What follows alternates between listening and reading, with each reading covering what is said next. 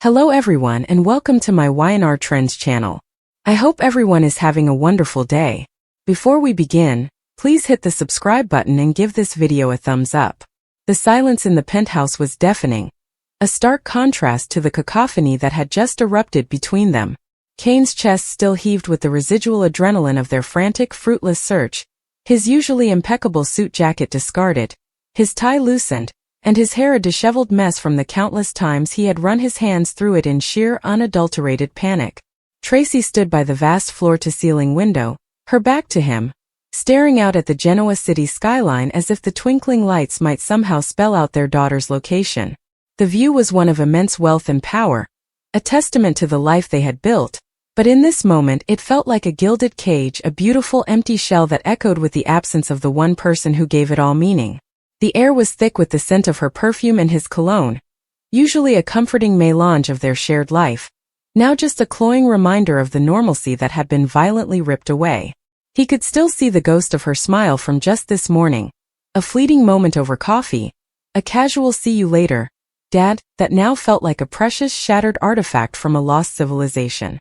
The weight of every unspoken worry, every dismissed argument, every time he had prioritized a business meeting over a school play, came crashing down on him with the force of a physical blow, and it was this crushing weight that finally broke the suffocating quiet, his voice not the confident, commanding baritone he used in boardrooms, but a raw, fractured whisper stripped bare of all pretense and pride. "Where is our daughter?" The question hung in the air, not as a demand, but as a desperate, soul-wrenching plea, directed at the one person who was supposed to have the answer. The one person whose shared terror mirrored his own so completely that looking at her felt like looking into a mirror of his own despair. Traci didn't turn immediately. Her shoulders, usually held with the gentle but unyielding strength of a writer who had weathered countless personal storms, were slumped, the fabric of her blouse trembling almost imperceptibly. She had been the rock, the pragmatic one making the calls, speaking to the police with a forced calm that belied the hurricane of fear raging inside her. But Kane's question, so simple and so utterly unanswerable, shattered that fragile composure. It was the question that had been screaming in her own mind for hours, a relentless looping soundtrack of dread. When she finally turned to face him, her eyes were red-rimmed and swimming in a sheen of unshed tears, reflecting the same hollow devastation she saw in his. Her face, usually so open and kind, was pale and drawn, etched with lines of a fear so profound it seemed to have aged her a decade in a single afternoon. "I don't know," she whispered back, her voice cracking on the second word, the admission feeling like a betrayal of her most fundamental role as a mother. "Kane, I don't know. She was supposed to be at the library. She texted me, she said she was studying for her midterms, that she'd be home by 7. I called all her friends. I drove by the campus. I've spoken to Detective Collins 3 times. There's nothing." The last word was a mere breath, a surrender to the terrifying void of the unknown. The nothing was the most terrifying part. It wasn't a ransom note, a dramatic kidnapping, a clear enemy emerging from the shadows. It was an absence, a void. Their daughter, a vibrant, intelligent young woman with her whole life ahead of her, had simply vanished into the thin Genoa city air, leaving behind a half-finished latte on a library desk and a digital ghost trail that led precisely nowhere. Kane began to pace, a caged tiger fueled by helplessness. His mind, a sharp instrument honed for corporate strategy and complex mergers, was now a chaotic whirlwind of worst-case scenarios. He pictured dark alleys, unfamiliar faces, speeding cars, every news report he had ever seen about a missing person now flashing behind his eyes with horrifying personal clarity. "This isn't like her," he said, more to himself than to Traci, his Australian accent thickening with emotion. "She's responsible. She's careful. She wouldn't just disappear. Something has happened. Something bad." He stopped his pacing and slammed his fist down on the marble countertop, the sharp, loud crack a poor substitute for the action he so desperately craved. "We should be out there. We should be tearing this city apart brick by brick. What are the police even doing? Sitting in their cruisers filling out paperwork." His anger was a shield, a desperate attempt to armor himself against the paralyzing fear.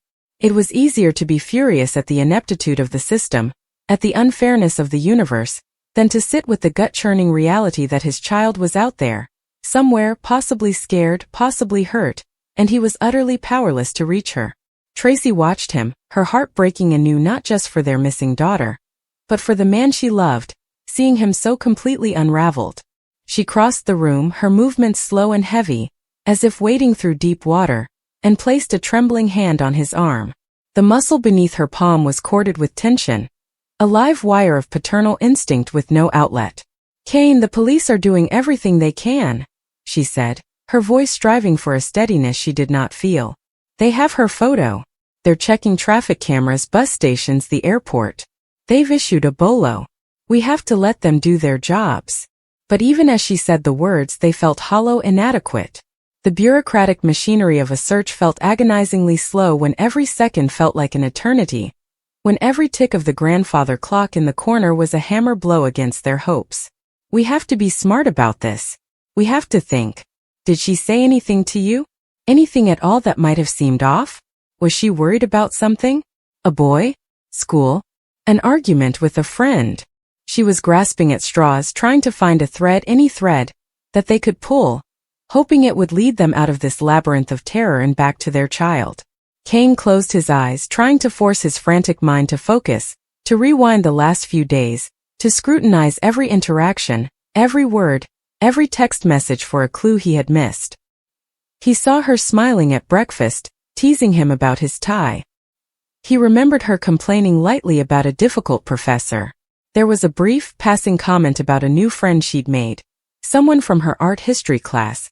But it was nothing, just the normal chatter of a young woman's life. "No," he groaned, the sound one of profound frustration and self-recrimination. "Nothing. It was all so normal. She seemed happy, Traci. Truly happy. I would have known. A father is supposed to know." This last sentence was laden with a guilt so heavy it threatened to buckle his knees.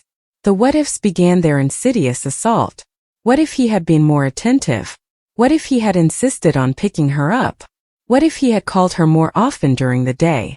The foundation of his identity as a protector, a provider, was crumbling to dust, revealing a core of terrifying vulnerability. He was a man accustomed to fixing things, to wielding influence and money to make problems go away, but this was a problem that defied all his resources.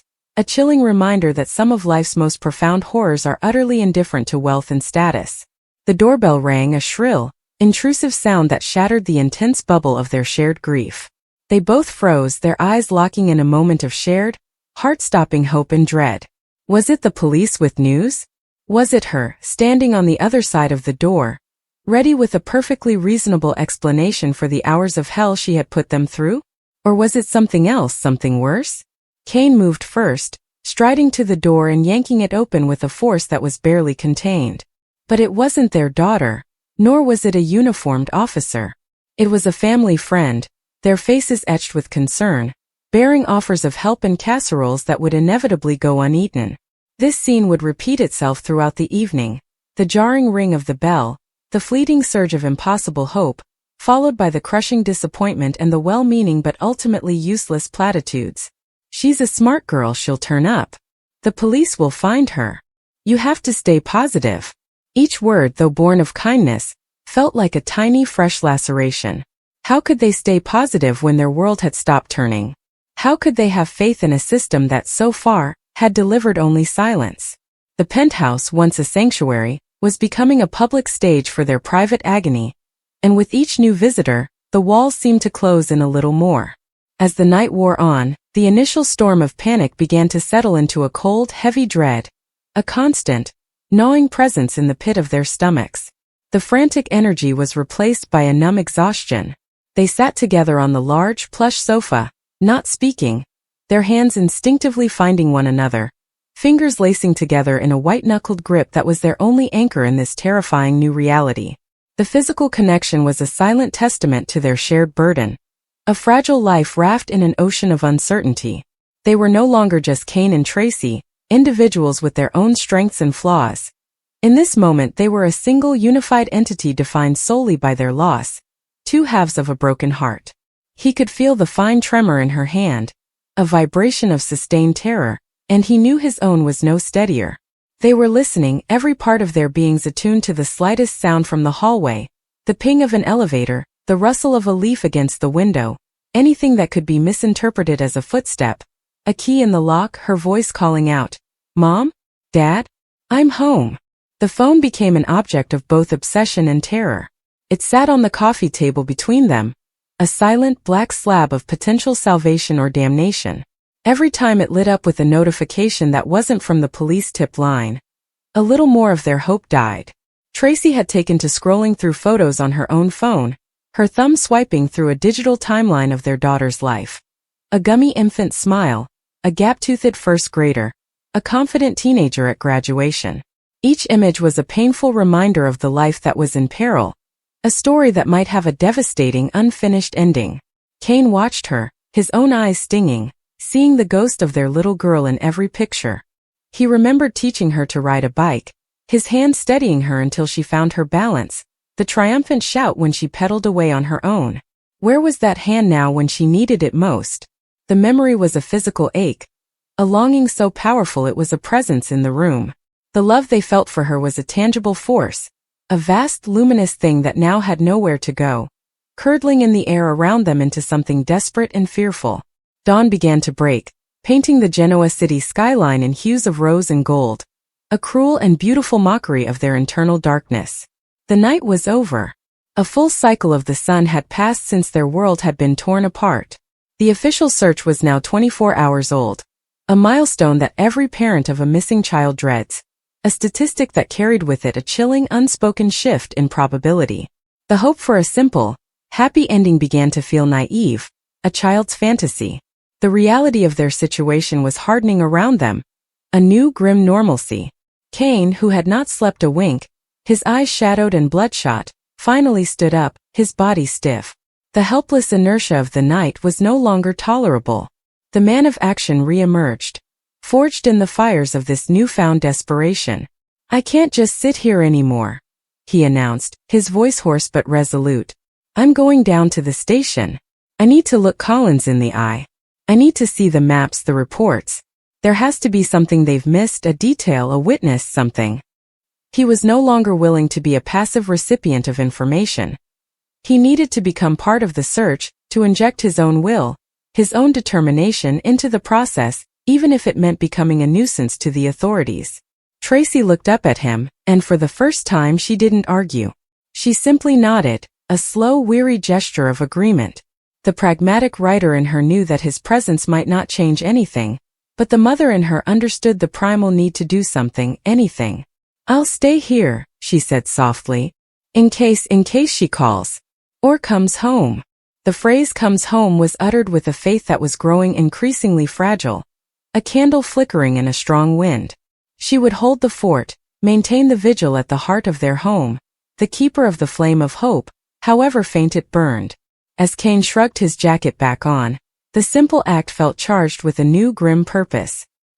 He walked over to her, cupped her face in his hands and looked deep into her eyes. No words were necessary. The love, the fear, the shared, suffocating terror. It was all there, passing between them in that silent look. It was a promise, a vow that they would not rest, they would not break, they would move heaven and earth until they had an answer. He kissed her forehead, a tender gesture that felt both like a goodbye and a reaffirmation of their shared mission, and then he turned and walked out the door, his footsteps echoing with a new, determined rhythm in the hallway. The silence that descended upon the penthouse after he left was different from before. It was no longer a silence of shared shock, but one of profound, aching loneliness. Traci was alone with her thoughts, and they were a terrifying companion. She wrapped her arms around herself, feeling the chill of the morning air seep into her bones. She looked around the opulent room, at the signs of their daughter's life everywhere. A book left on an end table, a favorite sweater draped over a chair. These objects, once symbols of a life lived and loved, now felt like artifacts in a museum, relics of a past that was slipping further and further away with each passing minute. The question Kane had asked hours ago now echoed in the emptiness, no longer a raw cry but a deep, resonant hum of existential dread that had woven itself into the very fabric of the air she breathed. "Where is our daughter?" It was the question that had brought them back together in their shared devastation.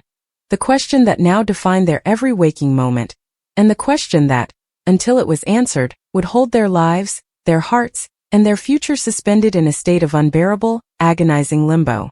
The search was no longer just a police matter. It had become the sole, all-consuming purpose of their existence, a journey into the darkest unknown a parent can face, and they were only at the very beginning.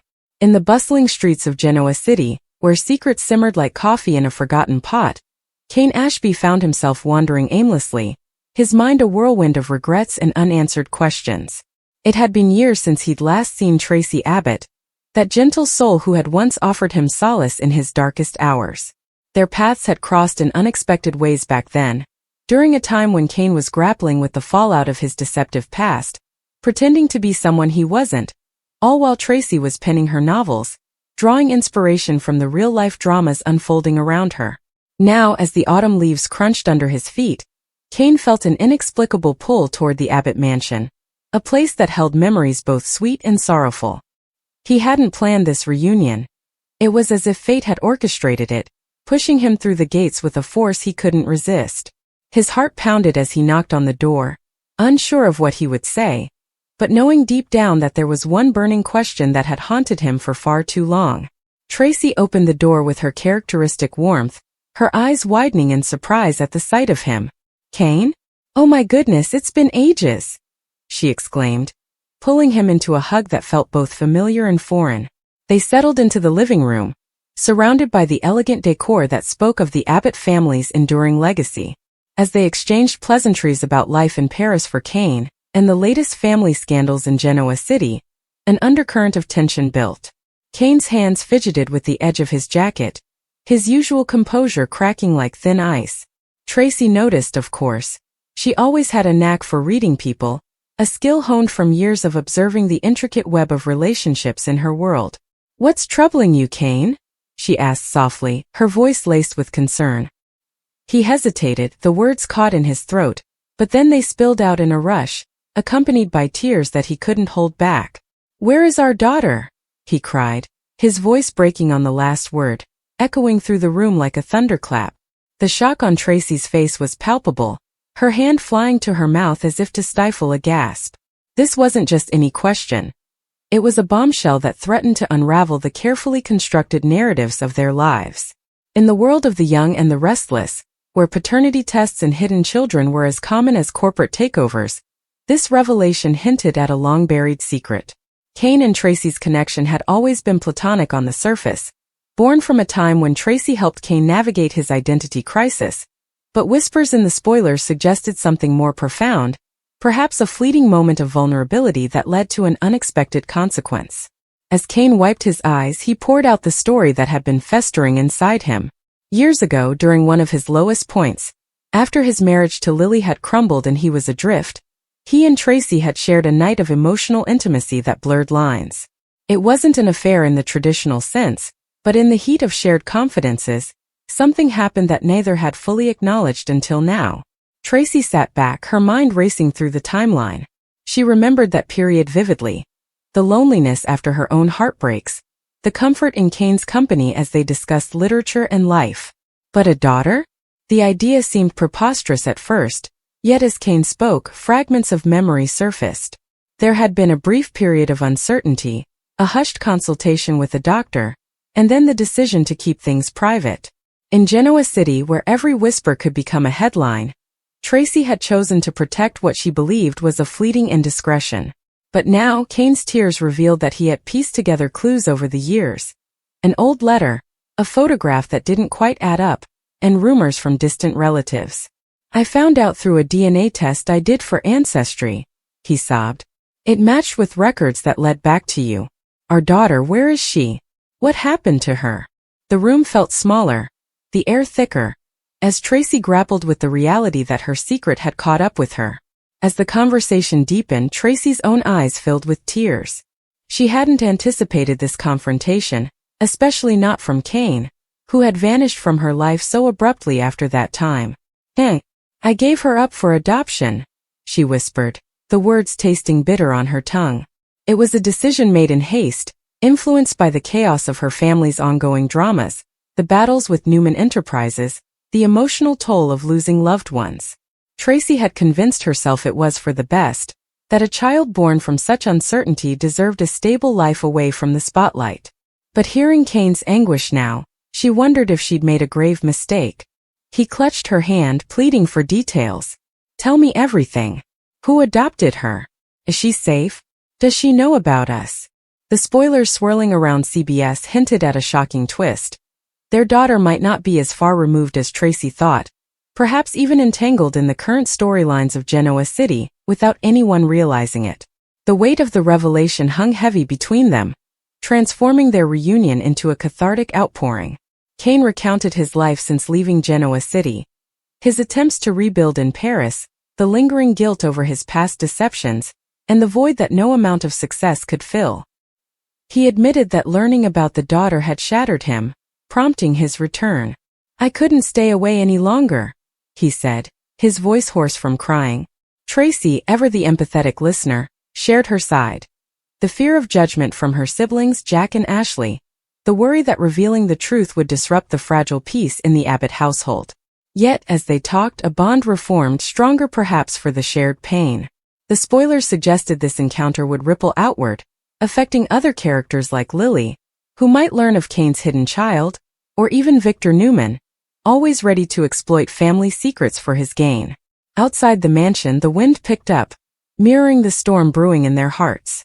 Kane pressed for more information, desperate to locate their daughter. The first of several, I think. She said it was for her silence, and for the evidence. And you were going to pay her? He asked, the concept so foreign, so offensive to his very nature, that he could barely form the words. With what? Our money. The money I've earned that we've built together. You were going to funnel it to Jill Abbott to keep her quiet. The betrayal deepened, taking on a new financial dimension. It wasn't just about secrets and pride. It was about the very resources of their empire being used against them. I didn't know what else to do. Nikki sobbed, her composure completely shattered now. I was trapped. Don't you see? I was in a corner with no way out. There is always a way out. Victor roared, slamming his fist down on a small, delicate occasional table, causing it to jump and a crystal vase to wobble precariously. The way out was through me. The way out has always been through me. We are a team, Nikki. Or have you forgotten that? For better or worse, in sickness and in health, we face our enemies together. We do not capitulate to them. We do not call them boss. The word was a whip crack, and she recoiled from it. The room fell into a heavy silence once more, punctuated only by Nikki's ragged breaths and the low, furious thrum of Victor's own heartbeat. He stared at her, this woman he loved more than life itself, and saw a stranger, a terrified woman who had made a catastrophic error in judgment, who had chosen a path of solitary desperation over the united front that was their greatest strength. The stunning beauty of her anguish was now matched by the stunning depth of his own disillusionment. He had walked into this room suspecting an affair, a financial indiscretion, some mundane marital betrayal. He had never, in his worst nightmares, imagined this. This was a geopolitical shift in the landscape of his life. This was Jill Foster Abbott achieving a victory he had never thought possible. She had managed to plant a flag in the very heart of his home, and his wife had handed her the pole. He turned away from her, walking back toward the window, needing to put physical distance between them before he said or did something he would regret. He looked out at the city, his city, but the view no longer inspired awe or ambition. It now looked like a battlefield. Jill was out there, somewhere, likely smug and self-satisfied, believing she had the great Victor Newman by the throat through his wife. The sheer, unmitigated gall of it took his breath away. And the most maddening part was that she was right. For the moment she did have leverage. Because the one thing, the only thing in this world that could truly cripple him was Nikki. Her safety, her happiness, her freedom.